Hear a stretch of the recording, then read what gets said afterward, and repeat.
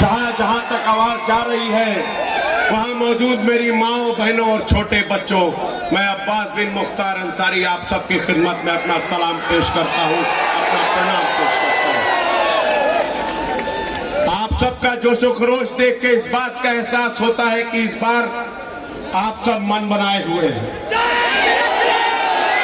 6 चरणों का चुनाव हो चुका है और इस 6 चरणों के चुनाव के परिणाम ने ये बात साबित कर दिया है कि गठबंधन की सरकार उत्तर प्रदेश में बहुमत से बनने जा रही है। और ये 7वें चरण का चुनाव इस पूर्वांचल की सरजमी पर होने जा रहा है। यहां मौजूद सभी आप जानते हैं कि ये पूर्वांचल की सरजमी शहीदों की सरजमी है, वीरों की सरजमी है, संतों की सरजमी है, तो उलमाओं की सरजमी है। आपने यहां कभी भी किसी भी सांप्रदायिक, सामंतवादी, मनोवादी विचारधारा के सत्ता को कभी भी यहां पनपने नहीं दिया है। ना ही कभी आपने संविधान विरोधी ताकतों को यहां पर पनपने की इजाजत दी है। आज सत्ता में बैठे लोग सत्ता के घमंड में चूर होकर के जिस तरीके का दबाव प्रदेश की जनता के ऊपर, खास तौर पर मेरे नौजवान साथियों के ऊपर बनाने की कोशिश कर रहे हैं, उससे मुझे मालूम है कि आप सब में गुस्सा भरा हुआ है। यहां भारी मात्रा में नौजवान साथी आपसे वादा करने वाली है, सत्ता में बैठे लोग जो आपको रोजगार का वादा देकर सत्ता में तो आ गए थे, मगर 5 सालों में आपने जो अपनी मेहनत मजदूरी से जो नौकरियां भी पाली थी, उन नौकरियों को भी आपसे छीनने का काम किया। मुझे याद आता है जिस तरीके से आप भाइयों के ऊपर लाठियां बरसाई गई, आपके ऊपर मुकदमे लगाकर आपके भविष्य को अंधकार में ढकेलने का काम किया है। हमारे प्रदेश के मुखिया, हमारी समाजवादी पार्टी के राष्ट्रीय अध्यक्ष आदरणीय अखिलेश यादव जी जल्द ही इस प्रदेश के मुख्यमंत्री बनकर के आपकी इस समस्या का भी समाधान करेंगे। आपकी जो भर्ती पिछले 5 साल से बंद है, उस भर्ती को भी खोल करके आपके घरों में रोजगार देने का काम करेंगे।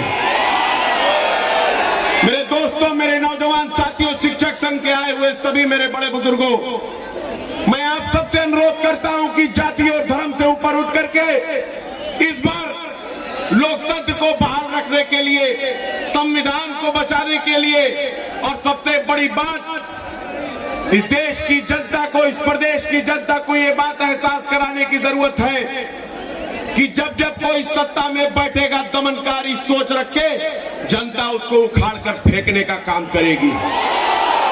ये विनाशकारी लोग मंचों से जनता को डराने का काम करते हैं। ये 5 साल इन्होंने कोई काम नहीं किया, सिर्फ और सिर्फ जनता के साथ छल और कपट किया है। अब हिसाब किताब का समय आ गया है। 7 तारीख ज्यादा दूर नहीं है। 7 तारीख को अपने मत का प्रयोग कीजिए। यहाँ घोसी विधानसभा से हमारे चाचा दारा सिंह चौहान जी चुनाव लड़ रहे हैं साइकिल के निशान पर। भारी से भारी मात्रा से वोट दे करके उनको विजयी बनाइए, आपका एहसान होगा हम सब पर। यहाँ पर बगल की सीट है, उमेश पाड़े चाचा चुनाव लड़ रहे हैं मधुबन की सीट से। मैं आप सबसे मधुबन के आए हुए साथियों से अनुरोध करता हूं कि जी जान लगा दो। इस जिले में भारतीय जनता पार्टी की एक भी सीट की बौनी नहीं होनी चाहिए। बगल में गोहना अहमदाबाद की सीट है, हमारे राजेंद्र चाचा वहां से चुनाव लड़ रहे हैं, भारी मतों से उनको भी जिताइए। और मऊ, आप सब जानते हैं कि मऊ की सरजमी ने कभी भी किसी भी सांप्रदायिक और सामंतवादी विचारधारा की ताकत को वहां पर पनपने नहीं दिया है। और इस बार तो इतिहास रचने जा रहे हैं। आदरणीय अखिलेश भैया का आशीर्वाद है, आदरणीय ओम प्रकाश चाचा का आशीर्वाद है। इस बार जितना वोट भाजपा पाएगी, उससे ज्यादा से चुनाव जिताकर इनके मुंह पर कालिक पोत कर एहसास करा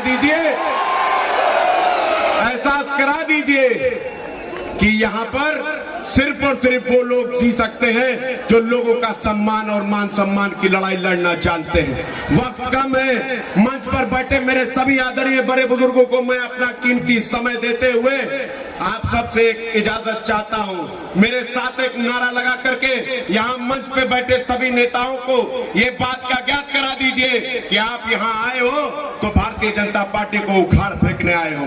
हमारा बटन कहाँ दबेगा? हमारा बटन कहाँ दबेगा? अखिलेश यादव जिंदाबाद, ओम प्रकाश राजभर जिंदाबाद, संजय चौहान जिंदाबाद, मुख्तार अंसारी जिंदाबाद। बहुत बहुत शुक्रिया, बहुत बहुत शुक्रिया, बहुत बहुत धन्यवाद।